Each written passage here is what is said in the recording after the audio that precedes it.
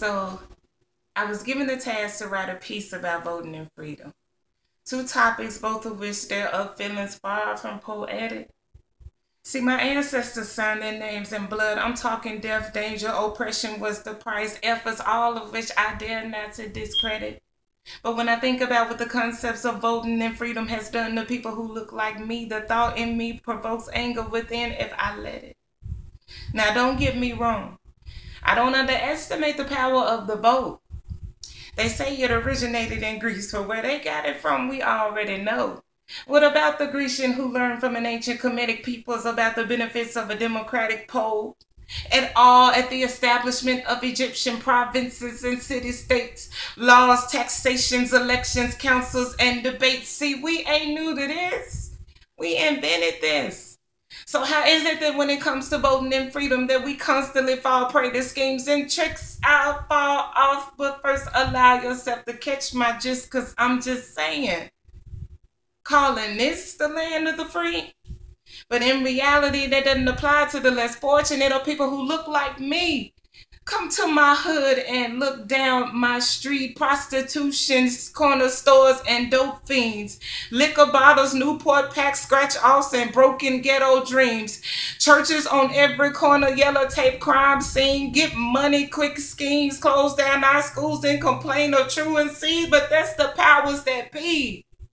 So somebody help me and explain to me, how can this possibly be what it means to live free? And I voted, but I didn't vote for that. So please, Mr. Privilege, take a step back. Telling that ghetto boy to pull himself up by his bootstraps. But see, his boots ain't even got no straps, so that ghetto boy, he stays strapped. Boom, boom, click, clack, oppress his life, he takes it back. No dreams to chase, so he settles for chasing stats and shove that American dream down his face. But that ghetto boy, he just can't relate. Lock him up, 13th Amendment seals his fate, and then you say, well, just get a job upon your release date. But Mr. Privilege, it just don't work that way. And I heard him say that we work for nickels, slave for pennies, pay me little but tax me plenty, foreclose my house, repo my car, head above water, but I still can't swim that far. I'm in too deep, can't get no sleep, work 2-3 jobs, but still can't afford to eat. Grandma told me don't accept defeat, don't lay on your back, stay on your feet. Mr. Officer, Lieutenant, Detective, Police, please don't shoot my babies down in the street. Say you'll educate me, then give me your price and you loan it. Can't pay my debts, ask for your help, but you don't condone it. Break down my family, scatter my bones, don't try to atone it. In the one pot I got the piss in, I can't pay my taxes on it. And I didn't vote for that. Lord, when you sent the Messiah to this earth, he instructed us to yield to man's authority. But the task becomes sickening, watching them experiment with the majority. Poor folk, hard times, babies dying by the hour. Kill the dreams you sold us, then push us to the polls, giving us the illusion of power. But my ancestors died for this. Had not it been for them, this small taste of freedom wouldn't even exist.